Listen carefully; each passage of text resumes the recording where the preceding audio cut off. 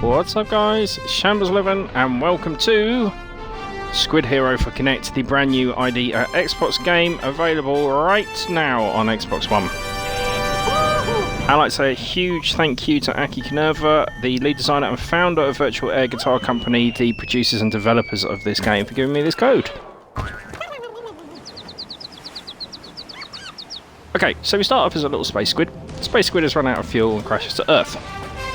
Space squid lands on a tropical island, and all these lumps of ice follow him down, and he feels really mad about it all and wants to tidy everything up, and we're going to help him.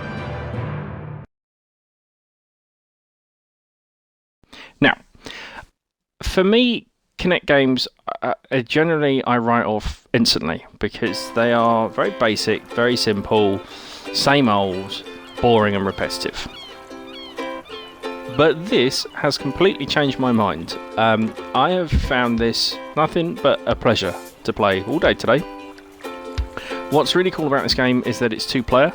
There's 5 main sections, kind of distinct areas split up into 5 levels again, with a boss battle at the end of each.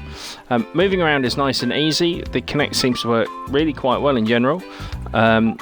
But be warned, you are going to need a bit of space for this, because if you think Kinect games are just standing there waving your arms around, you are thoroughly mistaken with this one. It is quite the workout. You will be leaning, sidestepping, dodging around all over the place, flinging your arms left, right and centre. And especially in two-player, it very cleverly does a staggered approach. I'll show some two-player footage later on, where player 1 stands slightly further in front of player 2, and you can stand behind each other, and with the new Kinect sensor with the Xbox One, it will still map both of you, even though you're standing in front of each other, which is fantastic. So your hands kind of control squid. Both hands together, up, down, moves the squid up and down, left and right, does exactly the same thing. The only thing I will say is that during the turbo sections you'll see a few. When you first play it says to lean. You really don't want to lean, you want to sidestep. Leaning's fine, but it's not enough. You will be dashing around all over the place. They're pretty quick, but really quite satisfying when it's done. And that's what's really nice about this game. There's a fantastic kind of learning curve. Some Kinect games are just so simple, they are blatantly designed for children. Some games are so ridiculously hard because the sensor isn't quite picking up certain actions. Well, what's nice with this is that, yes, it can get very hard. We were determined to complete every section, we didn't skip any, but if you fail a section of a level 3 times, it does give you the option just to skip that section, which is really nice. So it means you can still collect your coins, you can still advance through the level. And it gives you a reason, of course, to replay, to try and complete the levels doing all those sections. So there's kind of a general few things. There's one where you pretty much just wave your arms around, smashing everything up. You'll get quite a few of these where you have to grab the blocks and throw them. Now this can be a little tricky at first. If you use the Kinect games, generally you just kind of thrash your arms around, and you don't. You want to be quite gentle. You want to move your hands out slowly to grab, and then you flick to throw. So this is the turbo section I was talking about. And leaning this is me leaning, and it's absolutely fine. But later on, the course is very, very wide, the gaps are very, very small, and you will have to leap from one side to the other, which is fantastic.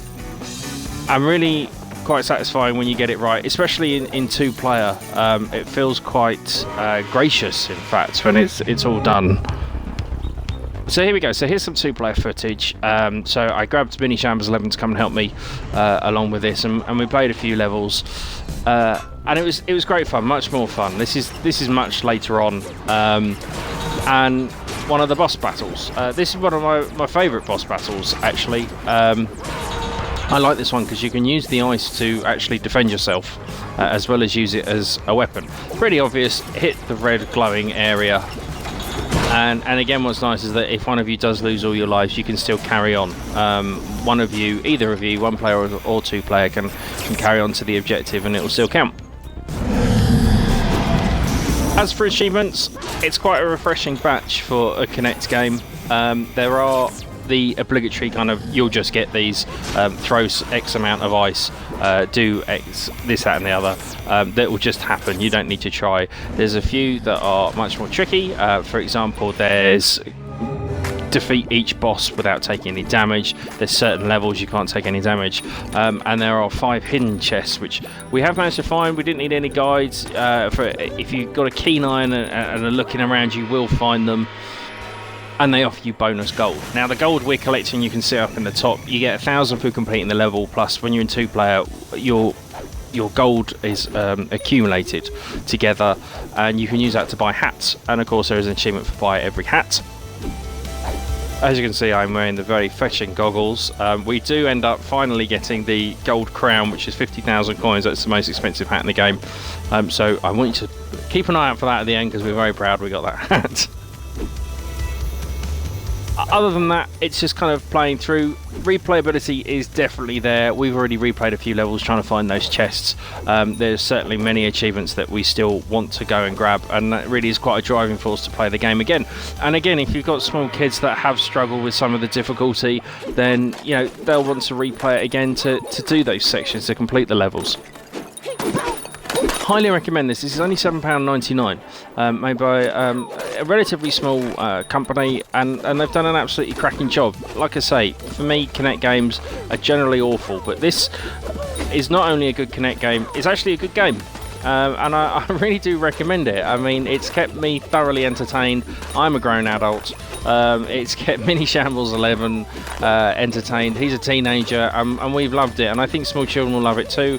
I even managed to stream this on Twitch for a while, and I peaked at 49 viewers, which I know probably doesn't sound a lot to most of you, but my previous high was 12. So it really is quite a charming game. The graphical style and the little facial expressions that Squid produces are absolutely worth it. Please note the sombrero and gold crown. We're very proud of those. So I highly recommend, give it a go. Leave me a message, drop me a line on my Twitter at Shams11. Thank you ever so much for watching. Till next time.